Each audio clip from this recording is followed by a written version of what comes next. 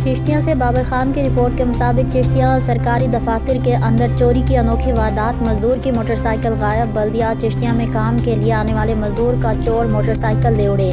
चोरी की वारदातों में इजाफा होने लगा। चिश्तिया में चोरी की एक हैरान कुन वारदात सामने आई है, जहां एक गरीब मजदूर की मोटरसाइकिल सरकारी दफ्तर के अंदर से चोरी कर ली गई।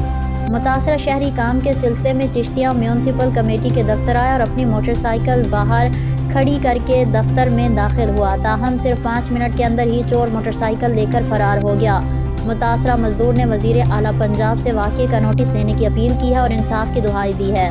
दूसरी जानिब थाना सिटी ए डिवीज़न पुलिस हस्बे रिवायत कार्रवाई में मसरूफ़ है, मगर ताहाल कोई पेशरफ्त सामने नहीं आई है। शहरियों ने बढ़ती हुई चोरी की वारदातों पर शदीद तशवीश का इजहार किया है और पुलिस से मुल्ज़मान की फौरी गिरफ्तारी का मुतालबा किया है।